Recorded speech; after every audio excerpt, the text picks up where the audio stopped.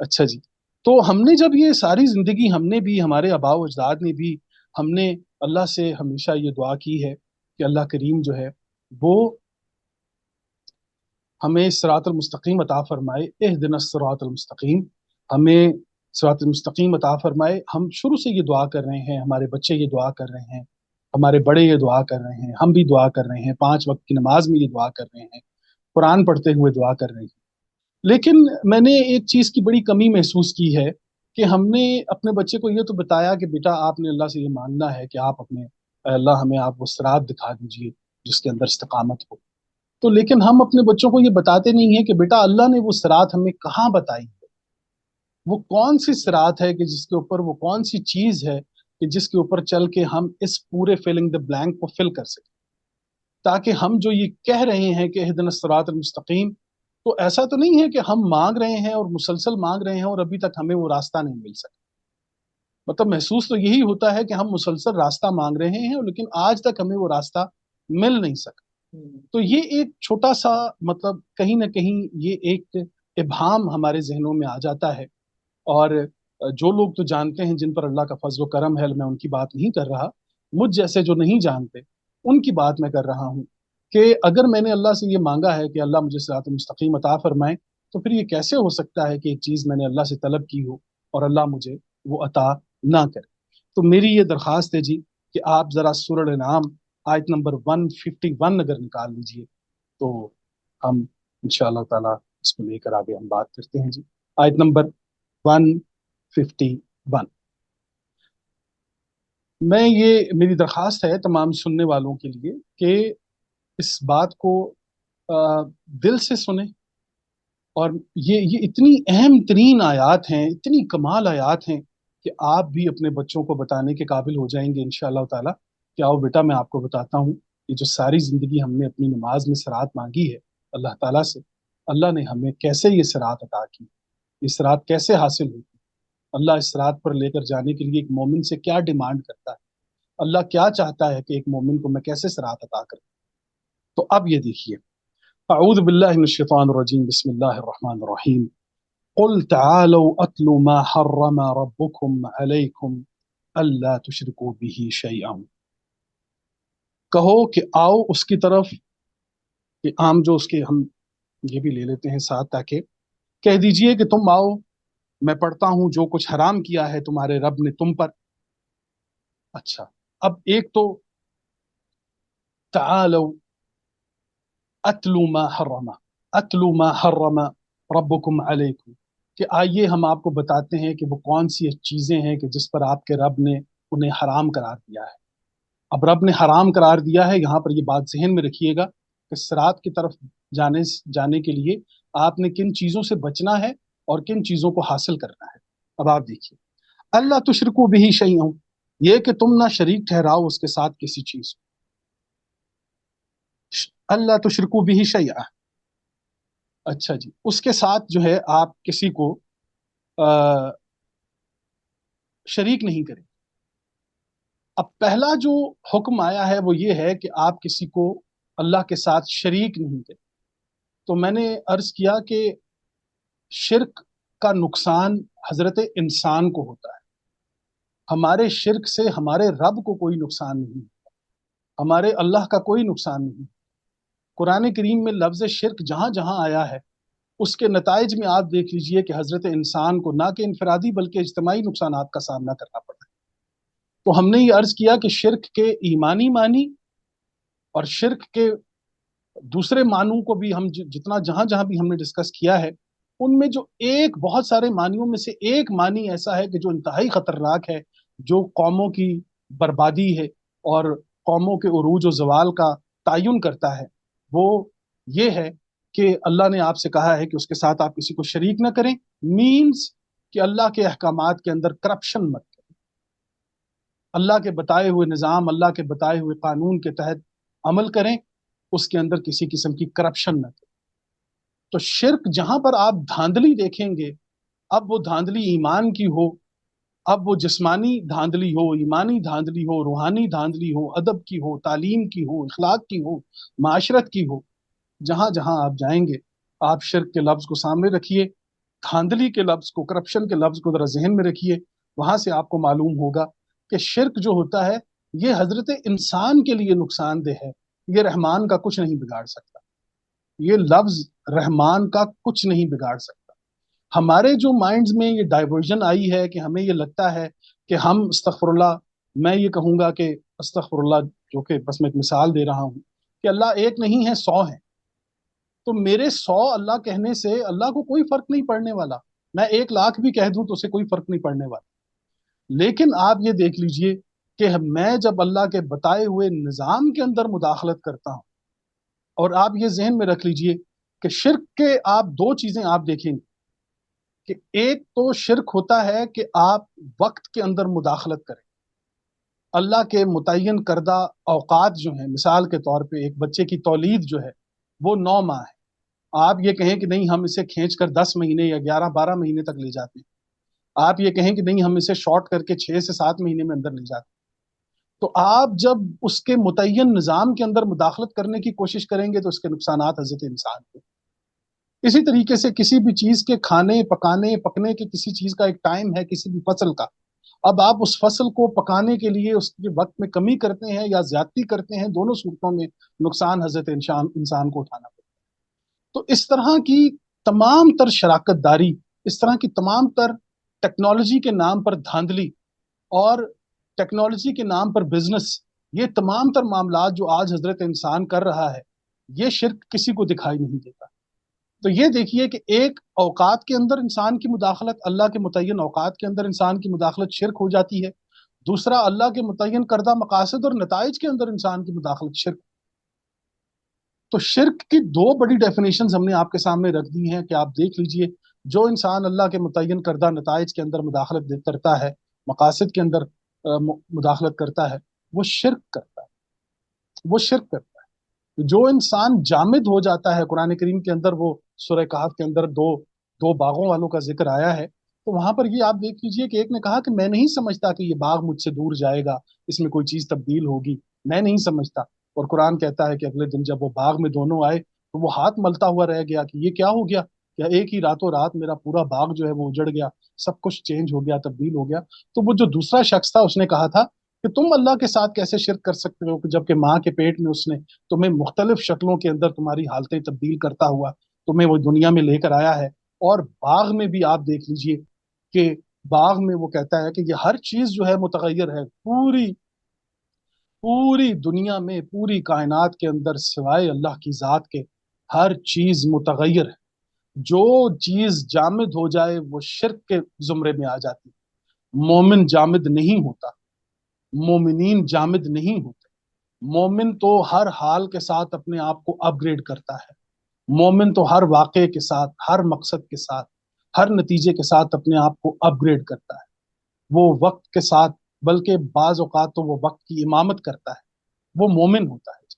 तो यहाँ पर जो पहली पहली बात जो हमें बताई गई है कि आपने अपने रब के साथ किसी शय के साथ शिरक नहीं कर, अल्लाह तुशरिकू बिही शैअन व बिल वालिदैन इहसाना, व बिल वालिदैन इहसाना। अब मैंने अर्ज किया था कि वालिदैन में और अबवै में क्या फ़र्क होता है। अबवै में, वालिदैन में आप वालदा मुकद्दम देखेंगे, वालिद मुअख्खर देखेंगे। अबवै में आप अब जो बाप जो होता है उसको, उनको मुकद्दम देखेंगे और माँ को मुअख्खर देखेंगे। लेकिन आप देखिए कि वालिद वालिदैन, वालिदा और के दरमियान हमने ये फ़र्क बताया था कि एक माँ जो होती है वो आइडियोलॉजिकल मदर जो होती है उसे कहा जाता है। इसी तरीके से वालदा जो होती है वो बायोलॉजिकल मदर होती है, जो होती है वो आइडियोलॉजिकल मदर होती है। तो इन दोनों चीजों को जब आप देखेंगे तो आपको पता चलेगा कि वबिल वालिदैन एहसाना में अल्लाह ने वालिदा को मुकद्दम रखा है, वालिद को मुअख्खर किया है। लेकिन ये बड़ा अहम नुक्ता है जो आपके सामने हम रखने लगे हैं कि ऐसा नहीं है कि अगर आपके वालिदैन का ताल्लुक आइडियोलॉजी से नहीं है तो आपने उनकी इज्जत नहीं करी, आपने उनकी बात नहीं सुनी।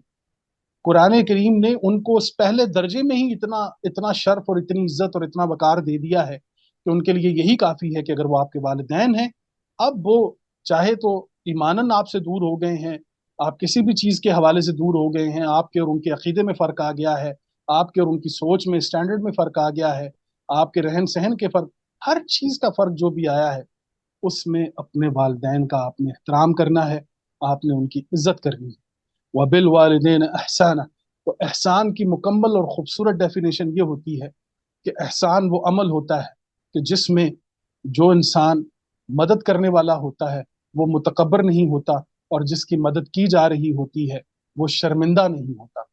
इस हसीन लतीफ़ अंदाज़ को, इस हसीन और लतीफ़ कैफ़ियत को कुरान एहसान कहता है, क्योंकि ये इंतहाई हसीन और हुस्न पर मबनी कैफ़ियत है कि एक मोमिन किसी इंसान की सेल्फ रिस्पेक्ट को बचा ले, किसी के हुस्न को बचा ले, किसी के एहसान को। और इन तमाम बिल वालिदैन एहसान है, तो आपने अपने वालिदैन के साथ एहसान का सलूक करना है। हुस्न होना चाहिए उस बात के अंदर। ऐसा ना हो कि आप जताने लगें, आप कोई भी काम करके लोगों को बताने लगें कि देखें जी हर चीज़ करते हैं, माँ बाप की पूरी करते हैं, कपड़ा जूता ईद के दिन, ईद पे हम इनको ईदी भी दे देते हैं, ये तमाम तर काम करते हैं।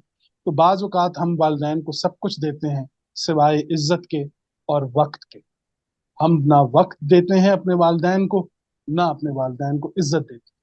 तो अगर ये दो चीज़ें आपने अपने वालिदैन को नहीं दी तो इसका मतलब ये है कि आपने अपने वालिदैन के साथ एहसान का सलूक नहीं किया।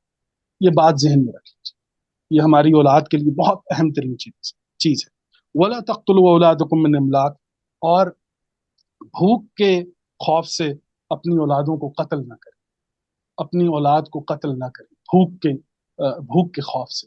अच्छा, एक तो ये होता है कि पैदाइश से पहले, एक तो इस तरफ ध्यान जाता है कि पैदाइश से पहले जी नहीं हम औलाद नहीं पैदा करेंगे क्योंकि हमारे हालात बड़े खराब हैं। एक तो ये एक तस्वर हमारे यहाँ पाया जाता है। ठीक है, ये बात भी सही है, आपका ईमान इतना होना चाहिए। और उस ईमान में एक मोमिन, मैंने अर्ज किया कि मोमिन तो कंफर्ट जोन में रहता ही नहीं है, इसलिए वो अपनी इकॉनमी को जबरदस्त रखता है और उसके साथ साथ अल्लाह से अपनी औलाद मांगता है। तो जिस इंसान ने कंफर्ट जोन में नहीं रहना उसके लिए तो ये तमाम तर मुशाकिल या मुश्किलात रहती ही नहीं, क्योंकि वो इमलाक का डर तो उसे होता नहीं है, क्योंकि मोमिन मेहनत करता है और पैसा कमाता है, अपना दौलत को जमा करता है, मतलब वो हलाल दौलत कि जो उसकी ज़रूरत ज़िंदगी पूरी करती है। तो उसे इस चीज़ का खौफ तो होता नहीं है कि औलाद आएगी तो फिर उनके अखराजात कौन उठाएगा या वो कैसे जी। यहाँ पर एक और चीज़ बड़ी अहम है, वला तख्तुलू औलादकुम मिन इमलाक। तो ये कत्ल जो है ऐसा नहीं है कि ये सिर्फ पैदाइश का कत्ल है। आप ये भी देख लीजिए कि बाज़ औक़ात हमने बहुत अच्छे उलूम से भी अपनी औलाद को महरूम कर दिया है, ये भी एक बदतरीन कत्ल।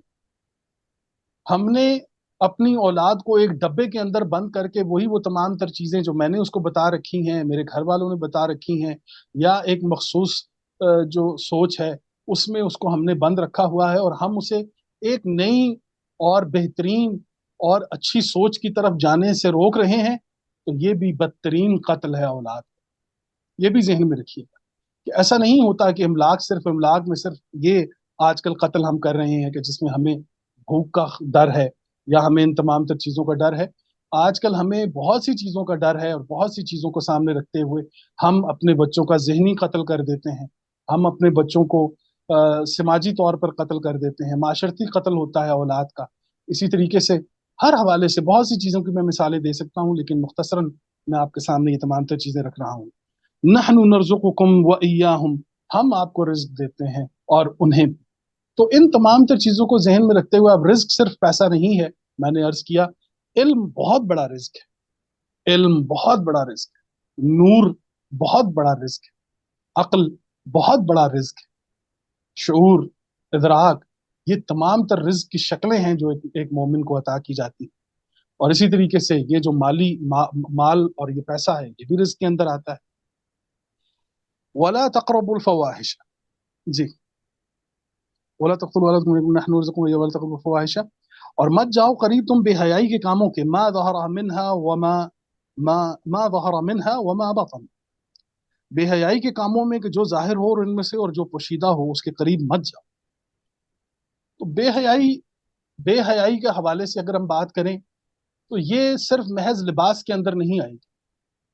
बेहयाई आपको आप लोगों की गुफ्तार के अंदर भी महसूस कर सकते हैं, लोगों के किरदार के अंदर भी महसूस कर सकते हैं, लोगों की हर चीज के अंदर अगर आप महसूस करने वाले हो तो आपको मालूम होगा कि आज माशरों के अंदर बेहयाई सिर्फ लिबास तक महदूद है।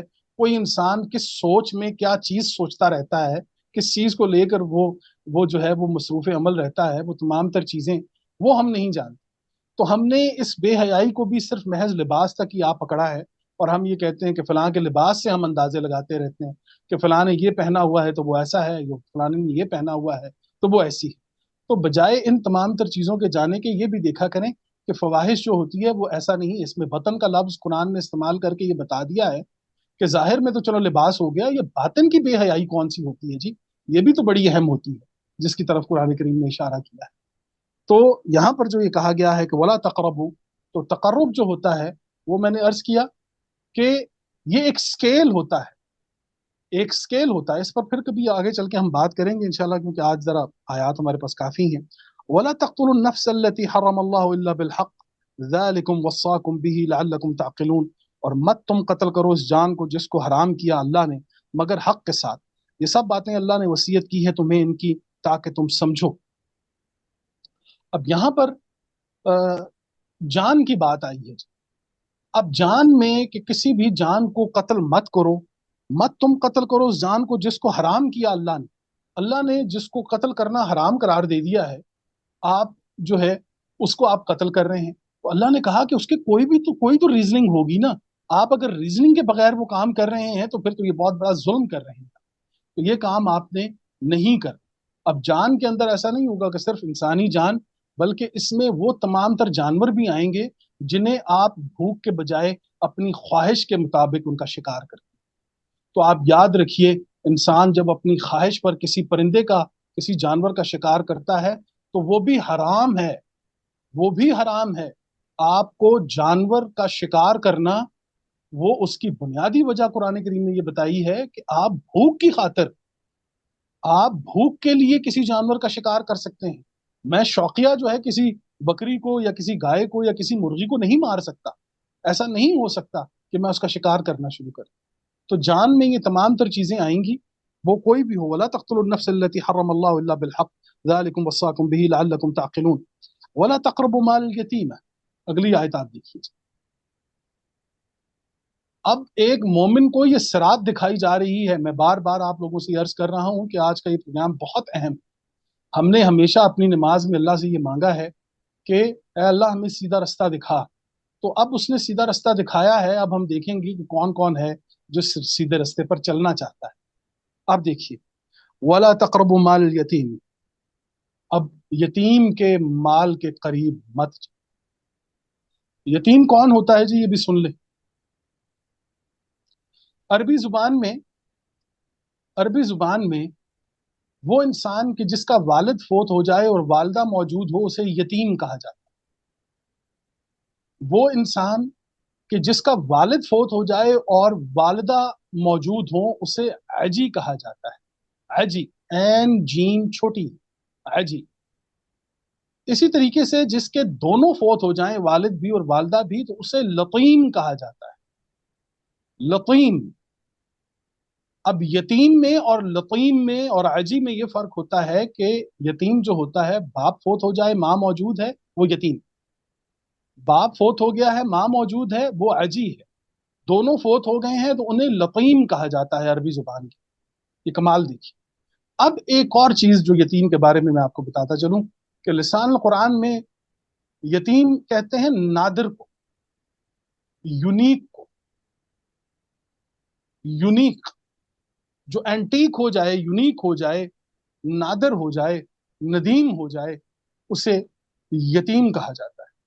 ये इसकी यूनिकनेस क्या होती है जी, ये बड़ी अहम है कि वो इंसान कि जो एक माशरे में, वो बच्चा जो एक माशरे में रह रहा था अपने वालिद वालिदैन के साथ, उसके वालिद फौत हो गए हैं।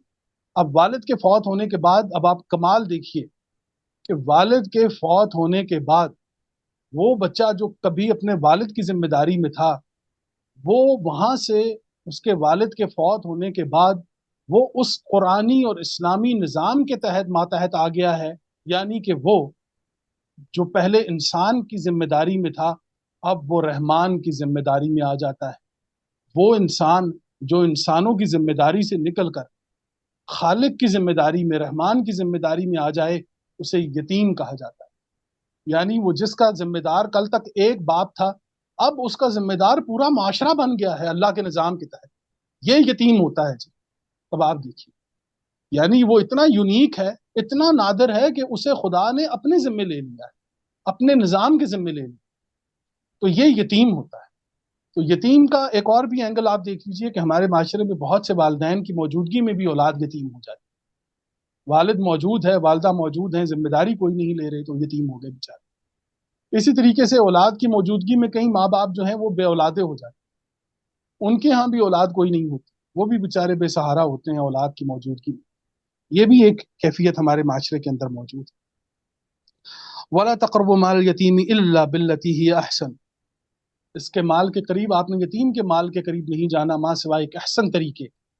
احسن طریقہ یہی ہے کہ اگر آپ کے ذمے کوئی یتیم آ گیا ہے اور اس کے پاس کوئی مال اس کے آباء و اجداد چھوڑ گئے ہیں اور آپ اس کی ذمہ دار بن گئے ہیں، تو اسے اس انداز میں محفوظ رکھیے کہ وقت آنے پر اس کو وہ تمام تر چیزیں، جب وہ بالغ ہو جائے، باشعور ہو جائے، آپ احسن طریقے سے اس کی چیزوں کا استعمال بھی کر سکتے ہیں، اور اب اس کے بڑے ہونے پر آپ اس کو وہ تمام تر چیزیں لوٹا بھی سکتے ہیں.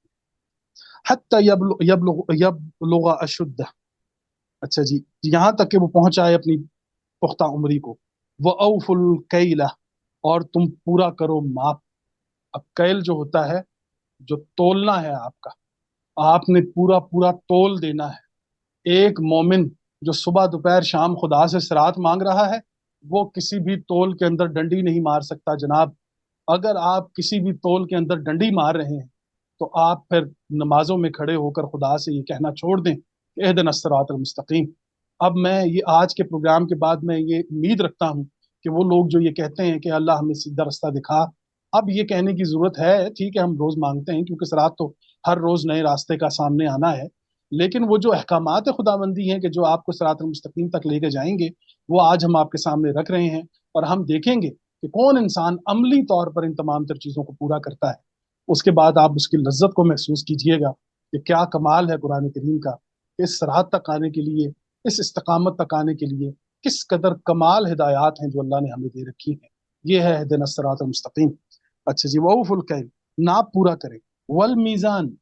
اور میزان تول کے ناپ تول میں آپ کوئی بھی کسی قسم کی کوئی کمی نہ کریں. بالقسط. قسط کے ساتھ. اب عدل میں اور قسط میں کیا فرق ہوتا ہے جی؟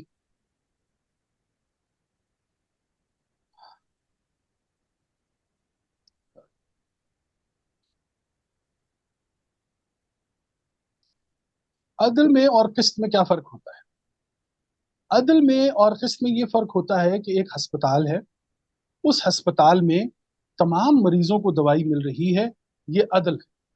لیکن کون سے مریض کو کس وقت کتنی دوائی کس مقدار میں دینی ہے، یہ قسط ہے. تو وہ نظام کہ جو دوسرے کی کنڈیشنز کو دے کے ڈلیور کیا جائے، وہ قسط ہوتا ہے. تو آپ نے اپنے معاشرے کے اپنے معاملات کو سامنے، ہر چیزوں کو سامنے رکھتے ہوئے قسط سے کام لینا ہے. عدل تو ہے ہی، آپ نے قسط سے کام لینا ہے. لا نکلف نفسا الا وسعها. نہیں ہم تکلیف دیتے کسی نفس کو مگر اس کی وسعت کے مطابق. میں نے عرض کیا کہ اللہ کسی انسان پر بوجھ نہیں ڈالتا. بوجھ تو وہ ڈالتا ہے جو بوجھ اٹھا نہیں سکتا. اللہ کریم الحمدللہ اس پوری کائنات کو چلانے والا ہے. ایسا نہیں ہوتا کہ وہ کوئی بوجھ ہمارے اوپر ڈال دے. بالکل وہ ہمارا محتاج نہیں ہے، بلکہ اس نے، وہ واسع ہے اپنے 99 ناموں میں. جب وہ 99 ناموں میں واسع ہے، وہ وسیع ہو رہا ہے، وہ پھیل رہا ہے. ہر چیز، ہر لمحہ اس کی کائنات پھیل رہی ہے. اس کی کائنات، اس کی فلک ہر لمحہ پھیل رہی ہے، وسعت آ رہی ہے اس کے اندر. وہ واسع ہے. تو وہ یہ چاہتا ہے کہ حضرت انسان بھی اپنے آپ کو وسیع کر. کل تک آپ اپنی ذات کے ذمہ دار تھے، پھر آپ نے اپنے بہن بھائیوں کی ذمہ داری لی، آپ نے اپنے والدین کی ذمہ داری لی، آپ نے اپنے محلے داروں کی لی، اپنے رشتہ داروں کی لی، اپنے شہر داروں کی لی، اپنے ملک کی لی، انسانیت کی لی. یوں آپ ہر لمحہ ایک مومن جو ہے وہ ایکسپینڈ ہوتا چلا جا رہا ہے. تو اللہ تعالیٰ نے فرمایا ہے کہ میں کسی کو تکلیف نہیں دیتا ماں سوائے وہ انسان اپنی وسعت سے. تو پتہ چلا کہ تکلیف برداشت کرنے کا پیمانہ انسان کی اپنی وسعت ہوتی ہے. اللہ نے اس کو وسیع ہونے کی یہ صلاحیت دی ہے. تکلیف برداشت کرنے کا پیمانہ انسان کی اپنی وسعت ہوتی ہے. تو آپ کتنے وسیع ہیں، بات یہ کیجیے. آپ بتائیے کہ آپ اپنے آپ کو کتنا ایکسپینڈ کر سکتے ہیں. آپ ایک انسان سے دو، دو سے پانچ، پانچ سے 10، 5 سے 20 لاکھ، 2 لاکھ، 5 لاکھ، 1 کروڑ، کتنے انسانوں کی ذمہ داری لے سکتے ہیں؟ یہ ہے وہ تکلیف کہ جو آپ نے خود لینی ہے اپنی ذات کے اوپر. اللہ نے آپ کو مجبور نہیں کیا. اس نے تو پہلے کہہ دیا تھا لا نکلف نفس، میں کسی انسان کو تکلیف نہیں دیتا، میں کسی نفس کو تکلیف کے اندر مبتلا نہیں کرتا. الا ما سوائے وسعہا، اس کی وسعت یہ تعین کرے گی کہ وہ اپنے آپ کو کتنا وسیع کرنا چاہتا ہے. تو ایسا نہیں کرتا کہ اللہ کسی انسان کو جو ہے وہ مبتلا کرے کسی تکلیف کے اندر. وَإِذَا قُلْتُمْ فَاعْدِلُوا، اور جب تم کہو تو انصاف سے کہا. کیا کمال ہے قرآن کریم کہ انصاف، جو بات آپ کے منہ سے نکلے، آپ کی بات میں، آپ کے کردار میں، آپ کی گفتار کے اندر عدل دکھائی دینا چاہیے. کہیں آپ نے یہ ڈنڈی نہیں مارنی کہ یہ میرا رشتہ دار ہے، یہ میری بہن ہے، یہ میرا بھائی ہے، یہ میرا جاننے والا ہے، تو میں کسی بھی فیصلہ کرنے میں اس کی طرف کوئی جھکاؤ میری طرف سے آئے. خدارہ یہ کام مت کیجیے گا. جن معاشروں کے اندر یہ کام ہوتے ہیں وہاں تباہیاں ان کا مقدر بن جاتی ہیں. یہ قومیں تباہ ہو جاتی ہیں جہاں پر عدل میں کسی ایک طرف مائل ہونا جو ہے وہ دیکھا گیا ہے. تو اب آپ دیکھیے وَلَوْ كَانَ ذَا قُرْبَىٰ، اور دیکھیں آگے خود قرآن نے اس کو مکمل کر دیا. اور جب تم کہو تو انصاف سے کام لو، اگرچہ وہ ہو قریبی. تو بے شک جتنا مرضی آپ کی قرابت داری ہو، آپ نے جو ہے وہ عدل کرنا ہے. وَبِعَهْدِ اللَّهِ أَوْفُوا ذَلِكُمْ، اور اللہ کا عہد تم پورا کرو، اللہ کا عہد پورا کرو. ہم عہد کر رہے تھے نا، اللہ سے یہ بات کر رہے تھے کہ اهدنا الصراط المستقیم. تو اب یہ عہد جو ہم نے اللہ کے ساتھ کیا، بات تو کر دی، مانگ تو لیا، اب آگے سے احکامات بھی آ گئے ہیں. تو آپ نے اللہ کے اس عہد کے ساتھ وفا کرنی ہے. ذالکم وصاکم، یہ سب کچھ اللہ نے وصیت کی ہے تمہیں، بھی ان کی لعلکم تذکرون، تاکہ تم نصیحت حاصل کرنے والے ہو جاؤ. یہاں تک آپ دیکھیے بات. اور اب کمال کرتا ہے قرآن، وَأَنَّ هَذَا صِرَاطِي مُسْتَقِيمًا. اگلی آیت آپ دیکھیے، وَأَنَّ هَذَا صِرَاطِي مُسْتَقِيمًا فَاتَّبِعُوهُ. یہ ہے وہ صراط، یہ ہے وہ میری صراط. وَأَنَّ هَذَا صِرَاطِي مُسْتَقِيمًا، یہ ہے وہ میری صراط کہ جس کے اندر استقامت موجود ہے. وہ جو آپ 5 وقت میں اللہ تعالیٰ سے یہ طلب کر رہے تھے کہ جناب اہدنا الصراط المستقیم، اہدنا الصراط المستقیم، تو اب وہ استقامت بھی آپ کے سامنے رکھ دی ہے، پوری ہدایات کا ایک سلسلہ بھی آپ کے سامنے آ چکا ہے، اور اس میں آپ مخیر بھی ہیں کہ چاہے تو اسے قبول کریں، چاہے تو رد کریں. اب وَأَنَّ هَذَا صِرَاطِي مُسْتَقِيمًا، یہ ہے وہ میرا مستقیم صراط، یہ وہ راہ جو آپ اللہ سے طلب کر رہے تھے. فَاتَّبِعُوا، تم اس کی اتباع کرو. وَلَا تَتَّبِعُوا السُّبُلَ فَتَفَرَّقَ بِكُمْ عَنْ سَبِيلِهِ، اور مت تم پیروی کرو ان راستوں کی، اس لیے کہ وہ الگ کر دیں گے تمہیں اس راستے سے جو اللہ نے آپ کو دکھایا ہے. ذَلِكُمْ وَصَّاكُمْ بِهِ لَعَلَّكُمْ تَتَّقُونَ، یہ سب باتیں اللہ نے وصیت کی ہیں تمہیں ان کی، تاکہ تم تقوی اختیار کر سکو. اللہ اکبر. میں نے بتایا کہ تقوی، آپ دیکھیے مومن کی حتمی منزل جو ہوتی ہے، آپ پوری صلات کا نظام دیکھ لیجئے، پورا قرآن دیکھ لیجئے، ان تمام تر چیزوں کا جو حاصل ہے، جو نچوڑ ہے، جو ارتھ ہے، وہ تقوی ہے. یہ تمام تر استقامت، یہ تمام تر ہدایت، یہ تمام یہ راستے، یہ صراط آپ کو کہاں لے کر جاتی ہے جی؟ اس تقوی کے مقام پر ایک متقی بناتی ہے آپ کو، احتیاط کرنے والا بناتی ہے، محتاط کر دیتی ہے آپ کو. ایک مومن محتاط ہو جاتا ہے، استقامت کی اگلی منزل اس کا تقوی ہوتا ہے. ایک مومن کو تقوی حاصل ہو جائے تو سمجھیے دنیا کی ہر چیز حاصل. تو متقی جو ہوتا ہے وہ محتاط ہوتا ہے جی. تقوی احتیاط کو کہتے ہیں جی. تو آج کے پروگرام میں ہم نے آپ کے سامنے یہ تمام تر چیزیں اس لیے رکھی ہیں کہ ساری زندگی ہم نے اللہ سے یہ کہا ہے کہ اہدنا الصراط المستقیم، لیکن ہم نے کبھی اپنی اولاد کو، اپنے نوجوانوں کو، اپنے بہن بھائیوں کو، رشتہ داروں کو یہ نہیں بتایا کہ وہ صراط المستقیم کون سی ہے، اللہ نے کہاں بتائی ہے، اللہ نے کہاں یہ. تو وہ ہوا میں ہی ایک بات محسوس ہوتی تھی کہ ہم نے کہہ دیا، اب آگے سے ملے نہ ملے، آگے اللہ کی مرضی. لیکن اللہ تو اتنا علیم ہے، خبیر ہے، لطیف ہے کہ آپ نے جو چیز مانگی ہے اس نے یہاں پر رکھ دی. اس نے کہا لیجئے جناب، اس کتاب کو کھولنے کی تمام تر کنجیاں اس کتاب کے اندر موجود ہیں۔ کمال یہ ہے کہ اس کتاب کے تمام تر پاسورڈز اس کتاب کے اندر موجود ہیں۔ یہ کتاب کریم اتنی عظیم کتاب ہے کہ یہ ہر لمحہ اپنی گرامر، اپنی لغت، اپنی لسان خود پروڈیوس کر رہی ہے ہر زمانے کے لیے۔ یہ اتنی عظیم، تبھی تو یہ امامت کر سکتی ہے نا جی۔ تو ہم نے جو آج تک پڑھا کہ اہدنا الصراط المستقیم، آج ہم نے وہ صراط المستقیم بھی آپ کے سامنے رکھ دیا ہے جی۔ اللہ کریم آپ سب پر اپنی رحمتیں اور برکتیں نازل فرمائے۔ جزاکم اللہ بالخیر۔